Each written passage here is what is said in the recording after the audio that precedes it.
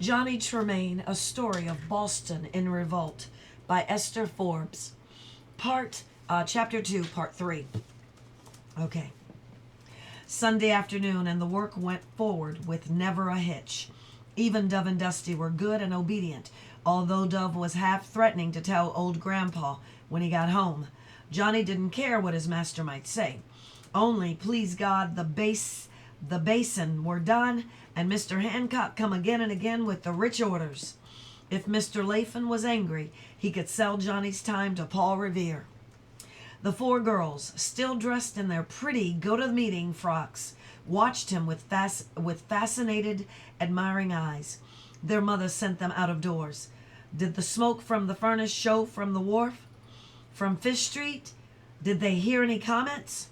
Having found for himself the proper willow charcoal, Johnny went quickly ahead with his casting.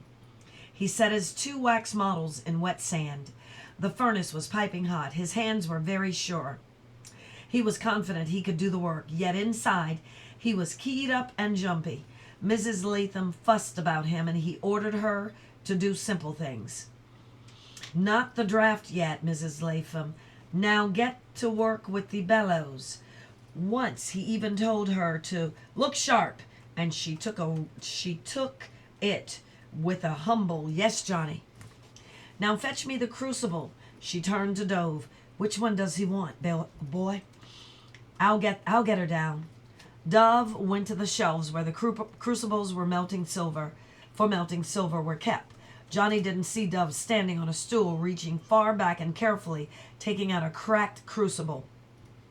Dusty saw him and giggled. He knew the crack in it was so small it was hard even to see. It might stand the heat of the furnace, but the chances were that it would not. That is why Mr. Latham had put it so far back. Both he and Dove thought it would just about serve Johnny Tremain right after the insufferable way he had been bossing everybody. If the crucible gave way and the hot silver did spill all over the top of the furnace, it would certainly make Johnny look like a fool after all his fussing. Johnny took the cracked crucible in his trusting hand, put it in silver ingots, set it on top of the furnace.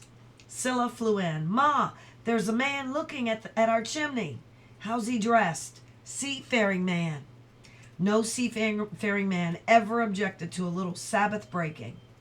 "But mind if you see any deacons or constables." The work went on. Isana sat with the cat in her lap. "Johnny's going to hell," she said firmly. Johnny himself thought this was possible. He called to Miss Latham to look sharp and put the old silver turnip watch where he could see it. The silver must be run at a certain speed and be allowed to cool just so long. Mrs. Latham was so slavishly eager to help him, he almost felt fond of her. He did not notice Dusty and Dove snickering in a corner. Some of the beeswax he had used for his models had been left too near the furnace. It had melted and run over the floor. Johnny had been taught to clean up as he went along, but today he was in too much of a hurry to bother. "Johnny," cried Mrs. Latham, "isn't it time to pour?" "Look at the silver is melted and begun to wick." It was true.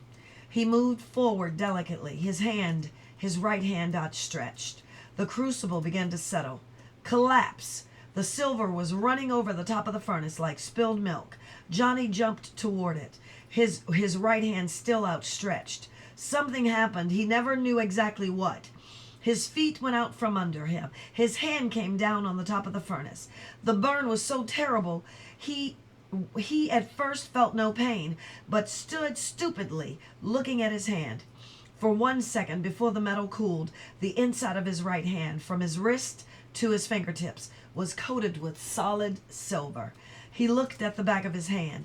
It was as always. Then he smelled burned flesh. The room blackened and tipped around him. He heard a roaring in his ears. When he came to, he was stretched out upon the floor. Dorcas was trying to pour brandy down his throat. Mrs. Latham had plunged the burned hand into a panful of flour and was yelling at Madge to hurry with her bread poultice. He saw Scylla's face. It was literally green. "Ma," she said, licking her white lips, "shall I run to Doc Warren?" "No, no. Oh, wait. I've got to think. I don't want any of them doctors to know we were breaking Sabbath day. And we don't need no doctors for just a burn. Scylla, you run down the wharf with you, and you fetch that old midwife, Granhopper. These old women know better than any other doctors how to cure things like this. Johnny, how do you feel?" "All right." Hurt yet? Not yet. He knew it would later. The end of chapter 2, part 3.